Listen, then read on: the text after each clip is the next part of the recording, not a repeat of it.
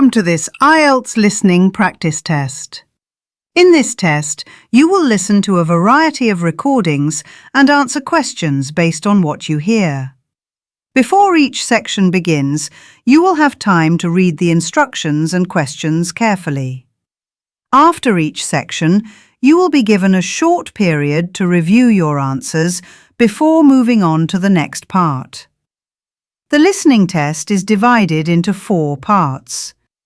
The recordings will be played one time only, so listen carefully and write your answers while listening. After completing all 4 parts, you will have time to review your answers. An answer sheet with all correct answers will be provided at the end of the video. Now, prepare your pen and paper, make sure you are in a quiet place, and let's begin the test. Part 1. You will hear a telephone conversation between a customer and a bicycle tour booking agent. Now you have some time to look at questions 1 to 10.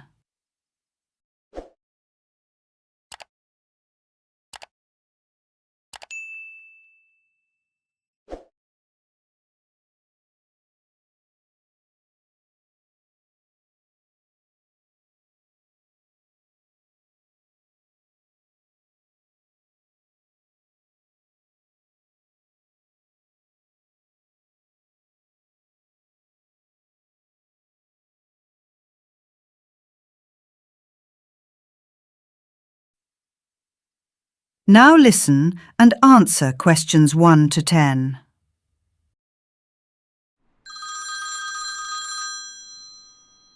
Good morning, Green Trail Cycling Tours. Emma speaking. How may I help you today? Hi, I'd like some information about your guided bicycle tours. My family is planning a short holiday and we're interested in joining one. Wonderful. We have several routes available. Some follow the coastline, while others go through the forest and countryside. Do you have a preference? We looked at the coastal route first, but we'd actually prefer the one that runs along the river. The scenery looks amazing. Excellent choice. That's one of our most popular tours.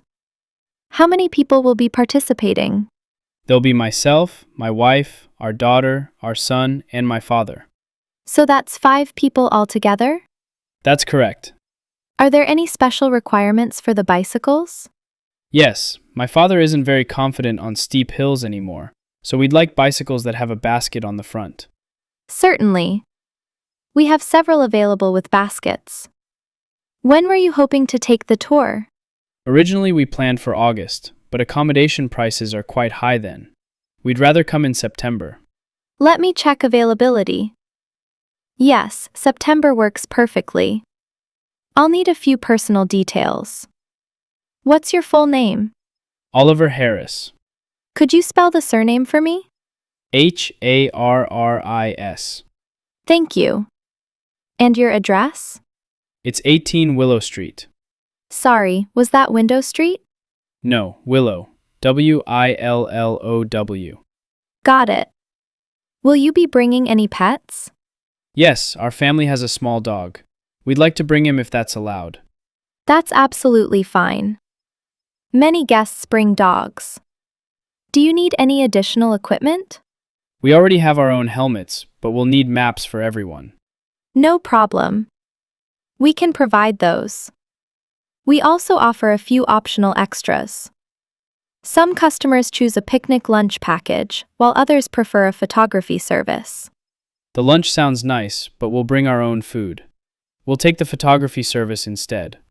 Excellent choice. Finally, how would you like us to send the confirmation details? We can send them by email or text message. My phone reception is often poor where I live, so email would be better. Certainly. I'll send everything this afternoon. Great, thank you for your help. You're very welcome. We look forward to seeing you soon. Goodbye. Goodbye. That is the end of part 1. You now have some time to check your answers.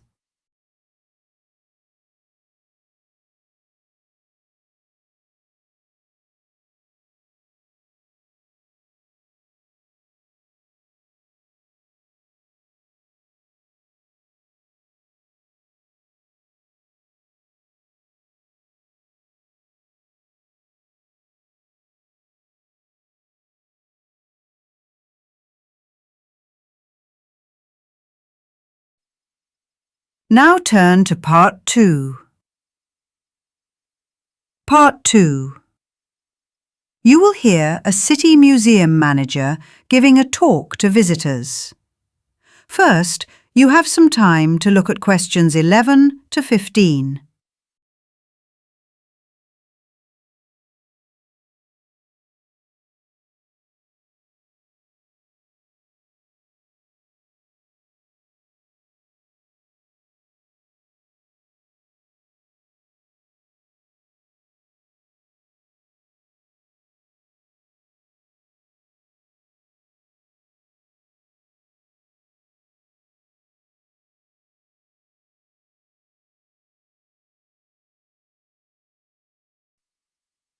Now listen and answer questions 11 to 15.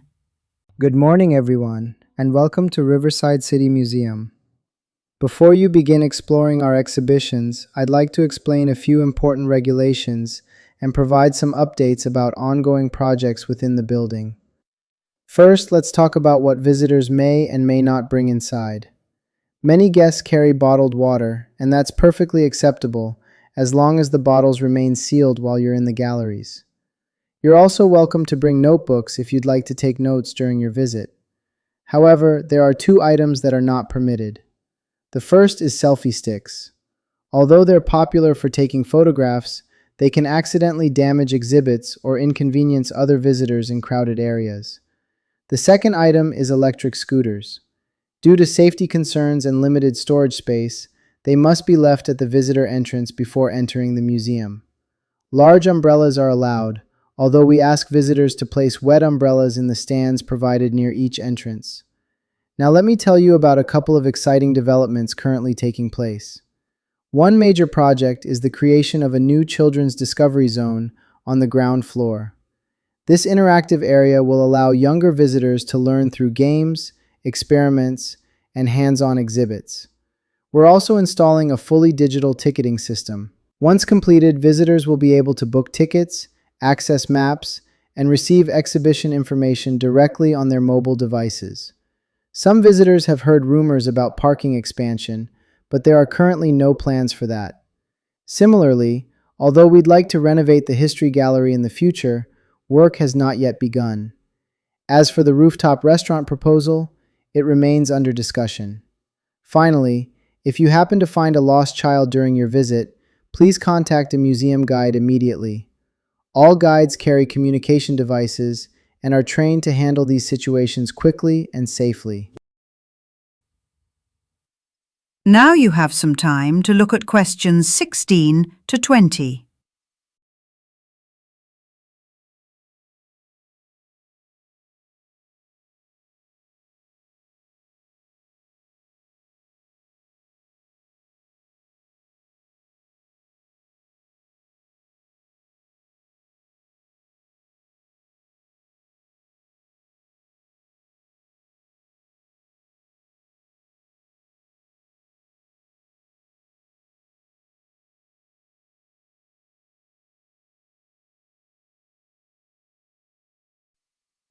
Now listen and answer questions 16 to 20. I'd now like to explain several procedures that help us maintain a safe and enjoyable environment for everyone. If you discover a suspicious package or an unattended bag, please do not investigate it yourself. Instead, use one of the emergency phones located throughout the museum and inform security immediately. Occasionally, visitors accidentally drop items behind display cases. If this happens, please do not attempt to retrieve the object yourself. Some exhibits contain sensitive equipment, and staff members will safely recover your belongings later. In the unlikely event that you hear a fire alarm, remain calm and move to the nearest exit. Staff members will direct you to the assembly area outside the building. You may occasionally notice damaged signs or broken exhibit labels. If so, please report the problem at the information desk so that maintenance staff can address it promptly. Finally, because the museum contains several floors and exhibition wings, some visitors become disoriented. If you find yourself lost, simply follow the floor signs located throughout the building. These signs will guide you back to the main hall or any major attraction. That concludes the visitor briefing. We hope you enjoy your time at Riverside City Museum, and thank you for your cooperation. That is the end of Part 2. You now have some time to check your answers.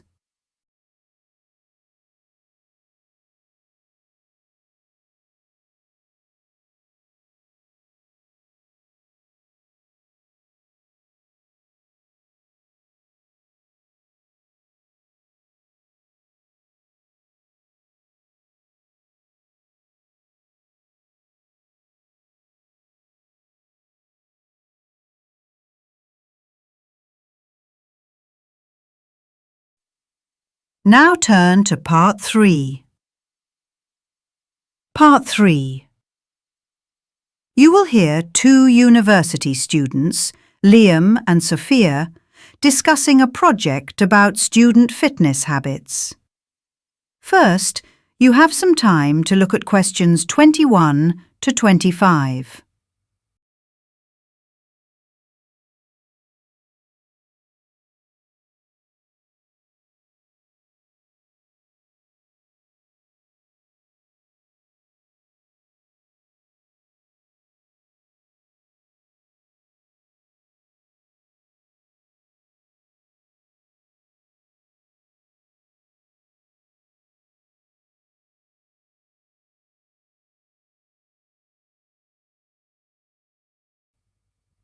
Now listen carefully and answer questions 21 to 25. Hi, Sophia. Ready to work on our project? Absolutely. We need to submit the proposal by Friday. I'm glad we settled on student fitness habits. Me too. At first I thought we only picked it because Professor Turner mentioned it during class. He did mention it, but that wasn't the main reason. What really convinced me was the campus health report released last semester. The one showing declining activity levels. Exactly.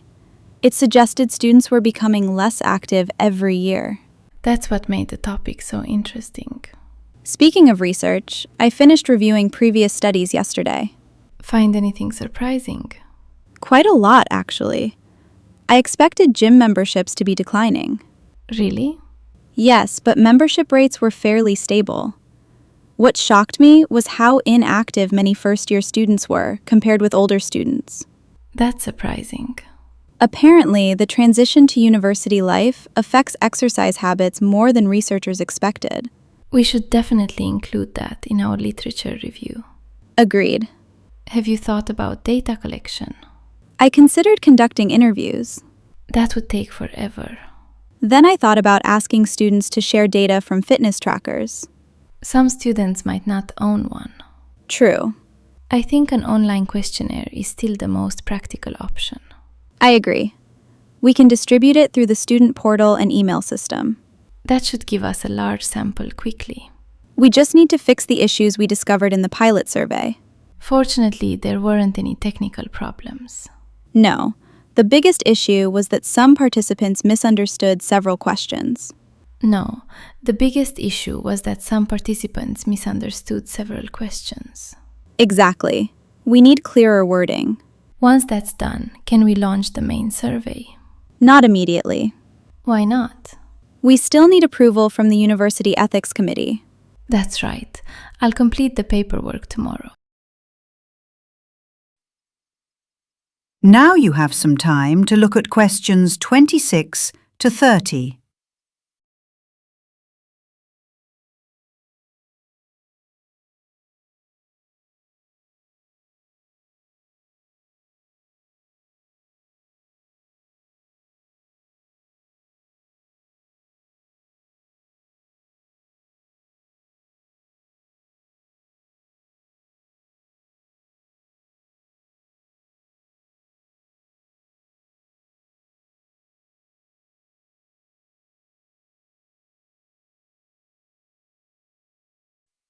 Now listen and answer questions 26 to 30.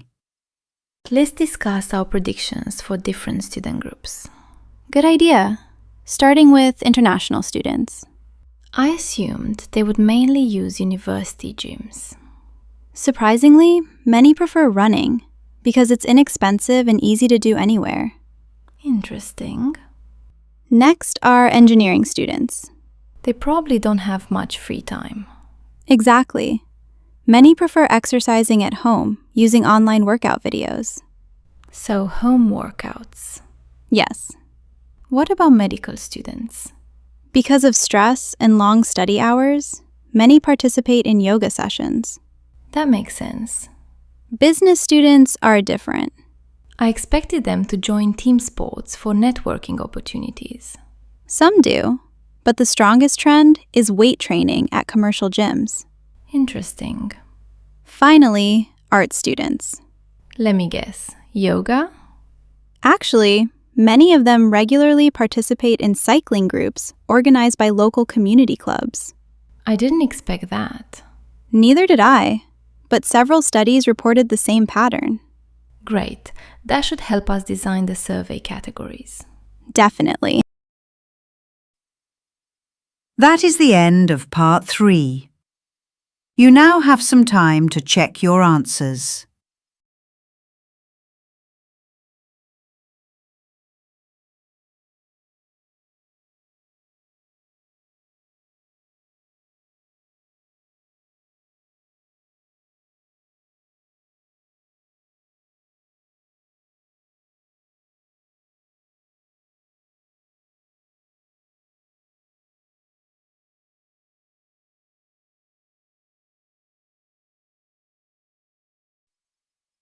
Now turn to Part 4.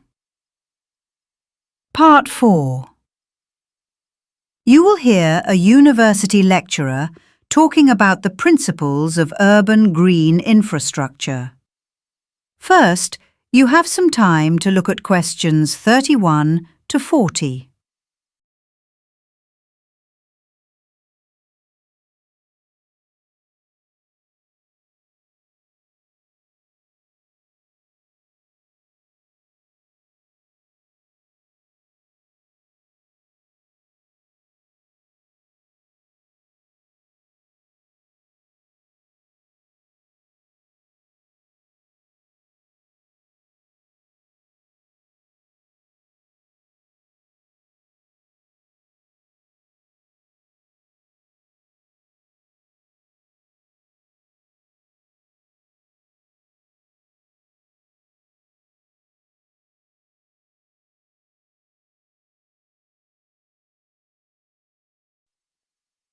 Now listen carefully and answer questions 31 to 40. Good morning, everyone. Today we will discuss urban green infrastructure, a rapidly growing field that combines environmental science, engineering, and city planning. As urban populations continue to increase, cities face numerous challenges, including rising temperatures, flooding, pollution, and declining biodiversity. Green infrastructure offers practical solutions to many of these problems. Let us begin by considering some of the benefits for cities. One of the most important advantages is the reduction of urban heat. Large cities often experience significantly higher temperatures than surrounding rural areas because concrete and asphalt absorb and retain heat. This phenomenon is commonly known as the urban heat island effect. Green spaces help reduce urban heat by providing natural cooling through shade and evaporation. Trees play a particularly important role in this process. Their canopies provide shade for streets, buildings, and public spaces, helping to lower surface temperatures during hot weather. Studies have shown that shaded areas can be considerably cooler than exposed surfaces, making cities more comfortable for residents. Green spaces also contribute to human well-being. Numerous research projects have demonstrated that access to parks and gardens can improve residents' mental health. Spending time in natural environments often reduces stress levels, encourages physical activity, and promotes social interaction within communities. Now let us move on to stormwater management. Traditional drainage systems were designed to transport rainwater away from urban areas as quickly as possible. However, during periods of intense rainfall, these systems often become overloaded. When drainage networks exceed their capacity, flooding may occur, causing damage to property and infrastructure. To address this problem, city planners increasingly use rain gardens. These specially designed landscaped areas temporarily store excess water following storms. Instead of immediately entering the drainage network, water is absorbed slowly into the ground. Another effective solution involves the use of permeable surfaces. Unlike traditional pavement, these materials allow greater water infiltration. As rainwater passes through the surface and into the soil below, the risk of flooding is reduced while groundwater supplies are replenished. Let us now consider wildlife support. Urban development frequently fragments natural habitats, making it difficult for animals to move between suitable areas. To overcome this challenge, planners create green corridors that connect isolated animal habitats. These corridors allow species to travel safely through urban environments in search of food, shelter, and breeding opportunities. Native plants are particularly valuable within these systems. Because local species have evolved together over long periods, native vegetation provides important food sources for insects, birds, and other wildlife. Maintaining these ecological relationships helps support healthy urban ecosystems. Bird populations also benefit from green infrastructure projects. Trees, shrubs, and other vegetation create additional nesting sites, allowing more birds to establish breeding territories within cities. Finally, let us examine some future developments. Advances in technology are creating new opportunities for sustainable landscape management. Researchers are currently testing smart irrigation systems that use sensors to monitor soil moisture levels. These systems automatically adjust watering schedules according to environmental conditions, reducing water consumption while maintaining healthy vegetation. As climate change continues to affect urban areas, green infrastructure will become increasingly important. By combining natural processes with innovative technology, cities can improve environmental quality, strengthen resilience, and enhance the well-being of their residents. Next week, we will explore several international case studies that demonstrate how different cities have successfully implemented these strategies. That is the end of Part 4. You now have some time to check your answers.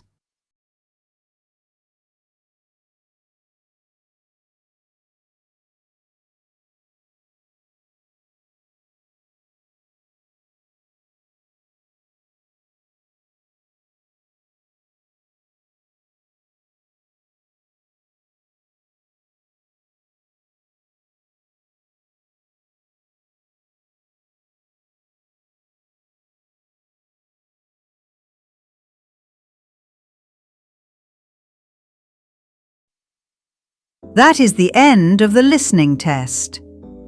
You now have 10 minutes to transfer your answers to the listening answers sheet.